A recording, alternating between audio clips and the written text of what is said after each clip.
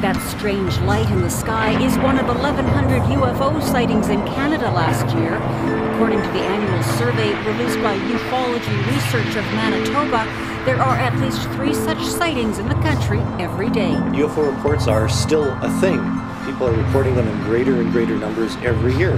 Pilots in 2 different planes, one a Learjet, the other an American Airlines jet, reported seeing a mysterious object over Arizona last month. And it was anybody above us that passed us like 30 seconds ago. Don't know what it was, but it's from at least 2,000 to 3,000 feet above us. So yeah, passed right over the top of us. There's a whole fleet of them. Look on the inside. My gosh. We're all going against the wind. The wind's 120 knots.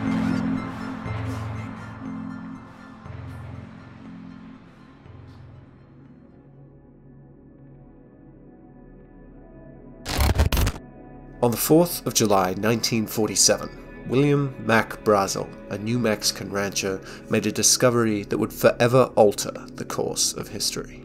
One evening, while in his ranch house around 30 miles north of Roswell, New Mexico, Brazel heard an unimaginably loud explosion during a heavy thunderstorm. The shockwave shook his house to the very foundations and almost shattered his windows. The next morning, Brazel decided to venture off on horseback in the general direction that he heard the explosion. After some traveling, Brazel came across a crash site of what looked to be some kind of high-tech flying object. The site was populated by large pieces of metal, rubber strips, and a material that looked similar to tinfoil. Brazel also noticed a large herd of sheep, all gathered on the side of the field closest to him. Metal debris from the crash separated the sheep from the waterhole they drank from. The livestock would, under no circumstances, cross the field of debris to get to the water. Allegedly, Brazel managed to lead the herd on an alternate path to the water. Brazel states, "If it weren't for me being there, the sheep would have died from dehydration before crossing that field." After some deliberation, Brazel decided to visit the local sheriff's office and showed him pieces of the wreckage to George Wilcox, the county sheriff at the time. Wilcox, who initially advised Brazel to keep quiet, promptly contacted Colonel Butch Blanchard at the Roswell Army Airfield. Colonel Blanchard then ordered Major Jesse Marcel, the intelligence officer, to drive down to the sheriff's office to study the strange materials. After a swift investigation, Marcel ordered the immediate recovery of all debris from the sheriff's office and the crash site. The very same day, Colonel Blanchard ordered Lieutenant Walter Haut, Roswell Airfield's public information officer, to issue a press release stating that the US Army has a, quote, flying saucer in their possession. Inevitably, this news sent shockwaves around the community. After this information was released, General Roger W. Ramey ordered the debris to be taken to him for his own personal inspection. Later that day, the RAAF, Roswell Army Airfield, issued yet another press release stating that the debris is, in fact, the remains of a crashed weather balloon. After the press release, it is alleged that military officers located Brazel and questioned him about what he saw.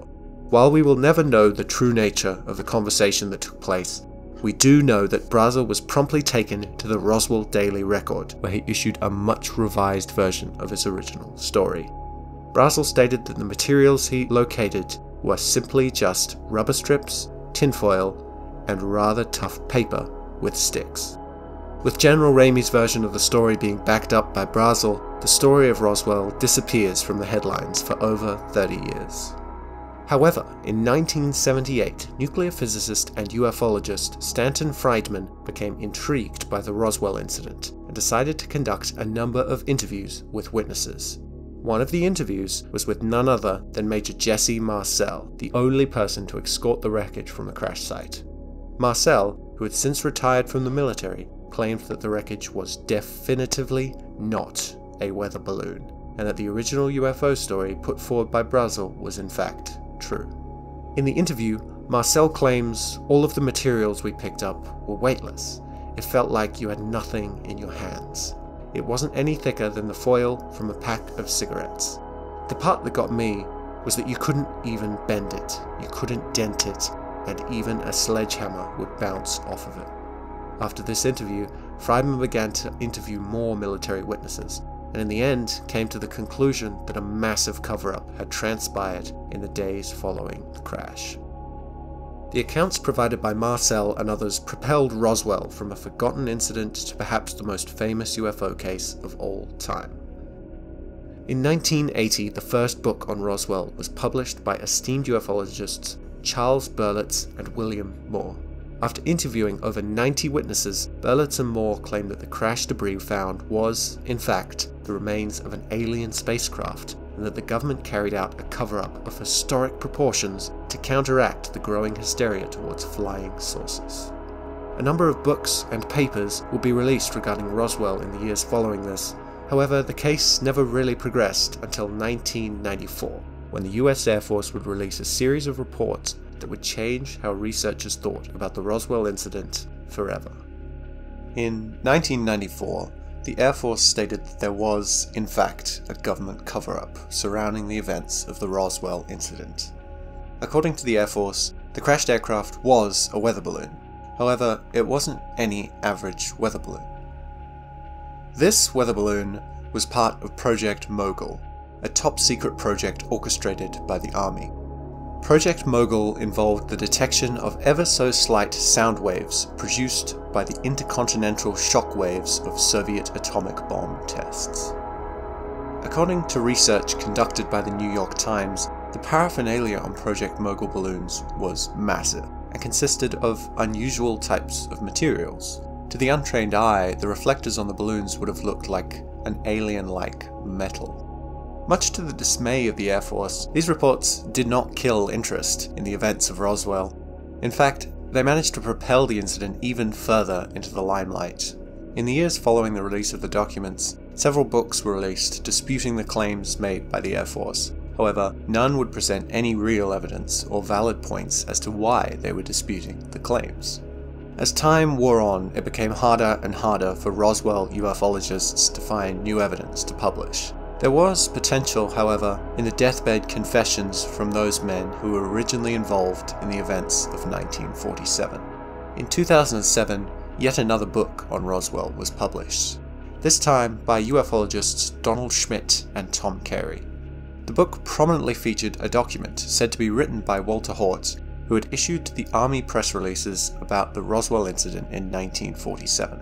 The document, which had apparently been kept under wraps until Haut's death in 2005, described how the crash debris had been discussed by high-ranking military members and how Haut himself bore witness to alien bodies. Now, this is interesting.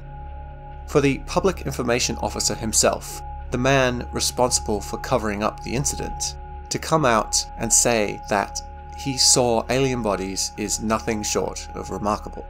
It's safe to say that this evidence proved to be a huge leap forward for the ufologists' claims that dispute the Air Force's reports.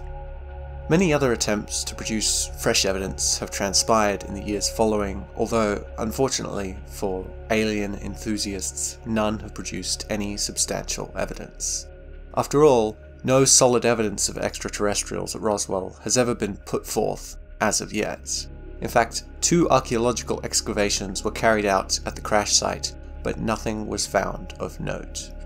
Although the abundance of corroborating reports put forth by witnesses has yet to be explained. Whether you're a skeptic or a true believer in aliens, we do all know that something crashed 30 miles north of Roswell, New Mexico on that fateful night in 1947. Whatever that was, however, remains a mystery.